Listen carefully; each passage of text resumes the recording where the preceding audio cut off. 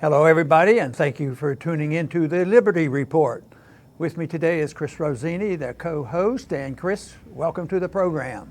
Good morning, Dr. Paul. Very good. Chris, I think most everybody heard in the news about what happened in Chicago last weekend, but it was sort of a report of the war zone, what were the casualties, and the casualties were a little bit frightening. We know there's a problem in the inner cities, and Chicago's not the only city facing these problems. There's even problems of people sleeping in the streets in San Francisco and LA and Washington, D.C. and New York City, and the violence is there. Detroit gives us, they're involved with a lot of violence too. But this weekend it was Chicago. They got the attention because it was like a war zone. There were 74 shootings and 12 people killed. The emergency rooms were overrun. And you say, well, where were the police? Did anybody get arrested? No, they stayed out of town. They didn't like the atmosphere, and the people don't like the police, and they blame them for part of the problem. So the police weren't there. There were no, under my understanding, there were no arrests and no charges for all this violence. But this has been around for a while, and I thought today, Chris, we ought to talk about this because there's a lot of different problems, everything from, families, the breaking up of the families, and no two parents at home. But there's also some economic, social problems that is a reflection of some bad government policies. So I want to touch on that. It's a mess, and we'd like to sort it out. We don't have a magic wand to solve all these problems. For instance, if the family breakup is a major part of the problem, there's somebody other than us can fix that. But we can deal with the society, the social atmosphere that results from government programs and government involvements and government law enforcement. So there's a lot here that governments can have caused the trouble. And right now, it's sort of like what the socialist candidates are running for. The worse things get, the more socialism they want. That's what they've done in Zimbabwe. They don't say, maybe it's government too much involved. Maybe they participate in that. Maybe we need less of it. They get more of it. And I just hope that we don't slip into that. But there's hints of that in this country that we may go in that direction. But I'm sure you saw this news, Chris, and you may have an opinion or two on what we might do about it. Yes, and the first point I wanted to make is because we ask in our title, who's at fault? Obviously, the person committing the crime is at fault, but we want to talk about how there are bigger forces at play that create this type of environment. Now, the first knee-jerk reaction that people are taught is to blame the weapon. Oh, it must be the guns. The inanimate, unconscious weapon is to blame. And, obviously that's not the case. It's never the gun, the knife, the baseball bat, the crowbar, or the fist that is, it's always the person's choice to commit violence. In fact, with guns, the more restrictions that have been placed on guns, ironically, the more violence we've had. Walter Williams pointed out once that in most of America's early history, a person could walk into a hardware store or department store, get a gun, and he said in 1902, the Sears mail order catalog had 35 pages of firearm advertisements. So getting a gun was much easier than it is today, yet violence is much more today. So it is much more complex. There was a statistic that came out as a result of this shooting that generally speaking in Chicago, if there are 20 shootings, if they identify, there's only one chance out of 20 that anybody's going to get prosecuted. So the whole system has totally fallen apart, and nobody will report, even if they know who shot the individual, they will not report it because it means that maybe a death sentence for him. Because the one replacement for the family has been the gangs. People like to have some group to identify with, and families in the old days used to be a pretty good group to identify with, and it still is for a lot of people. But under these circumstances, it isn't. But what they resort to are identifying with gangs, and gangs fight with each other, and they're very competitive. And this is an example of of a problem that has been created very much by government, because just as you pointed out, guns were available before, so it wasn't the lack of gun laws that was the problem. I mean, the guns didn't do it. But it's been the drug law that has contributed to this. It's added to the fuel to the fire, because people, end up, poverty is a big thing, and economic policy is important, but people resort, belonging to a gang, to get their funds that they need. That's how they earn their money, so there's profit in it. So the drug war has been a disaster for the inner cities, and it creates the gang mentality, and this I think some of this will never be solved. Some of our problems at the borders of our country is very much involved with drug dealers, and yet at that period of time that you talked about, that Walter Williams wrote about back then, it was way before the major war on drugs started. Most people think the modern day war on drugs was the early 1970s by Richard Nixon. And so back in World War II and before that, I remember working in a drugstore when I was 12 years old, and I could sell, codeine over the counter and cough medicine, and nobody did anything about it. I never remember anybody, buying this cough syrup to get high. So the atmosphere is different, and but I think the war on drugs has been a major contributing factor to the problems that we have seen occurring in the inner city. Yes, in our history, if only people would have learned from alcohol prohibition. We already went through this, and it was the same thing in the 1920s and 30s. There was violence as a result of it, and people dying from drinking alcohol off of the streets. They were dying just like people take drugs and are dying from bad drugs, because there's no accountability. What, are you going to go sue the drug dealer? But whenever government prohibits people from doing non-violent things, they create a criminal industry. And after time goes by, the criminals don't want it to go away. Do you think drug dealers and drug cartels want an end to the war on drugs? Absolutely not.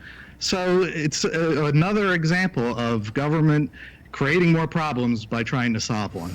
And the conflict between the people of the inner city, because there are, I'm sure, still quite a few there that would like to avoid the violence and try to steer away from it, but and they can't even get the police to come in, because the police are frightened about coming in, and they're told to stay out frequently.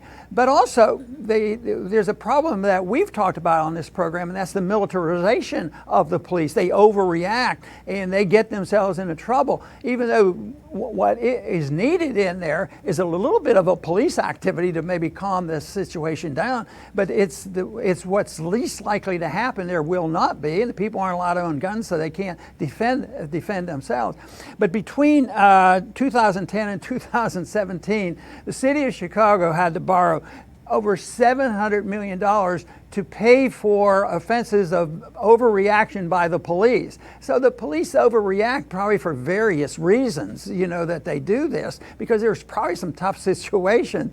But we do know, especially because the high profile cases get on TV and it looks like innocent people getting shot in the back, and although I'm sure this is more rare than common, but it's still a major issue. These SWAT teams, just a total violation of people's rights. So they not have the right, relationship with communities like this. So I don't think that's going to be the solution. That's been the talk. The mayor's at fault. He should get some blame, because he was part of the liberalization of all these social things. But they say, well, we're going to get more police. We're going to get more police. We'll get the federal government to send in the troops. All these kind of things are just sending more. And that still isn't addressing some of the fundamental factors and problems that come with poverty. And I think this is major. We live in an age right now where there's tremendous wealth. The stock market is skyrocketing,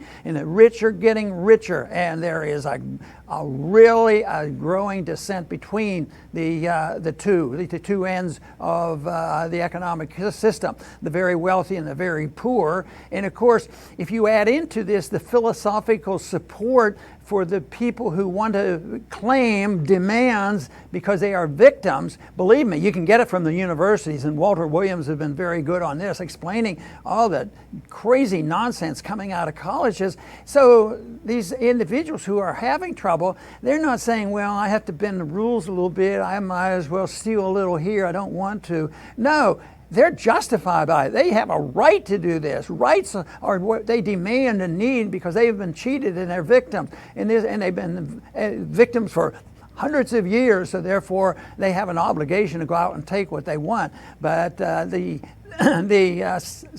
philosophic positions of this are defended and preached by our professors, as well as their movement, because most of them support the cultural Marxism, which is part of this. And this is an environment of violence. That you get things by violence. I was thinking, Chris, this is exactly opposite of the premise of libertarianism, because what we believe is that if no individual ever had the right to initiate violence against another person, it'd be a pretty peaceful world. And yet now we have a society that generally says, yes, you have to, because it's your right and your duty, otherwise you'll be run over. So they take a position exactly opposite of the libertarian position. Matter of fact, it's a position that's opposite of Martin Luther King, because he felt that people were mistreated, but he didn't preach violence. As a matter of fact, he was anti-violent. Matter of fact, I believe Martin Luther King was killed because he was against the Vietnam War.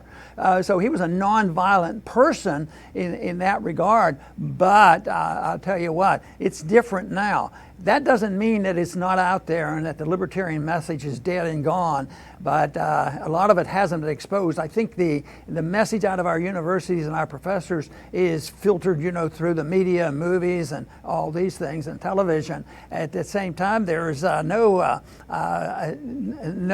evidence that they even repeat anything that we believe in. But I still think our message is out there. It needs to be offered. I think still, in spite of these horrible stories and statistics, I still think if you went out there, even in the inner cities of Chicago, I would think that there's a large majority aren't violent gang members. I think they are a minority, but they are, operating under the conditions that are set so often by our government, whether it has to do with the police and drug wars and an economic system. Chris, we've talked a lot about why the middle class gets wiped out, and it was expected. They really do get impoverished, and they're taught to believe, well, we don't get enough government help, so we have to get the government to steal more for us. If they don't steal enough, we have to go ahead and steal this. So we have a philosophic challenge on this as well to get our message out, which is a nonviolent message of what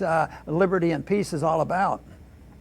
Yes, and I agree with you. There are a lot of good people out there that are just living under these conditions, and a lot of times they call for policies that actually hurt them. And I'd like to address the minimum wage. The minimum wage is an unemployment creator.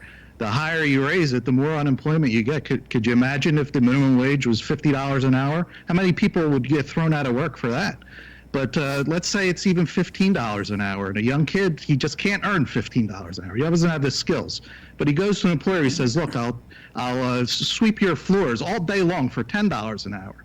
And the employer says, yeah, that's great, let's do it. But the government steps in and says, nope, can't do it. Has to be 15. So the kid is now out of work because his skills don't match what the government says. And then the welfare comes in and it just spirals downwards.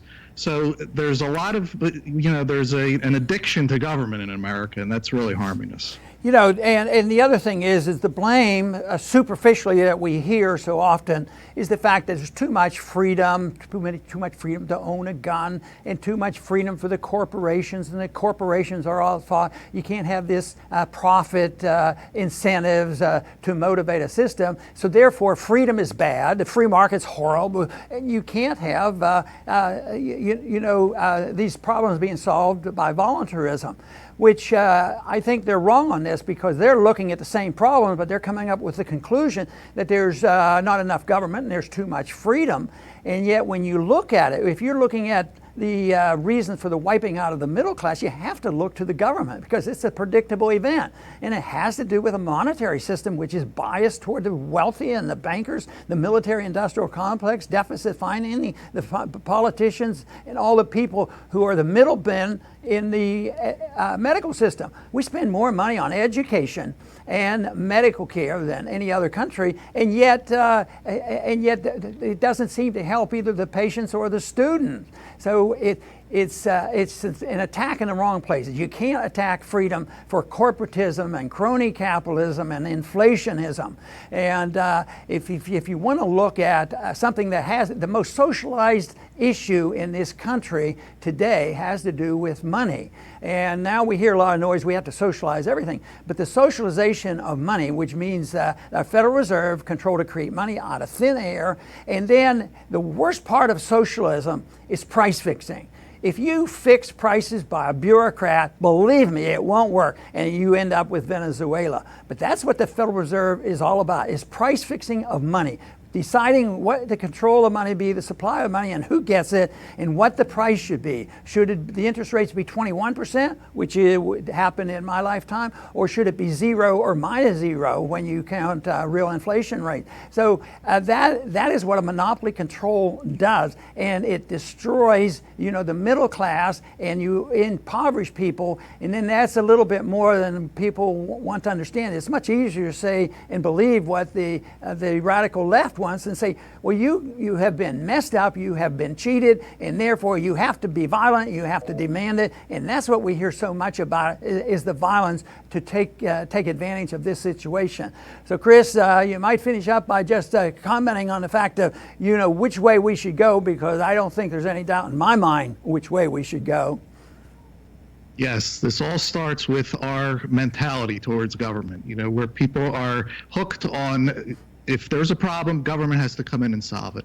But they will not solve it. They'll create more. And I'll point out one quick one because it's fresh on our minds. President Trump instituted tariffs, which are a tax on Americans. So now we have a tax, higher prices, and now there's a bailout for farmers.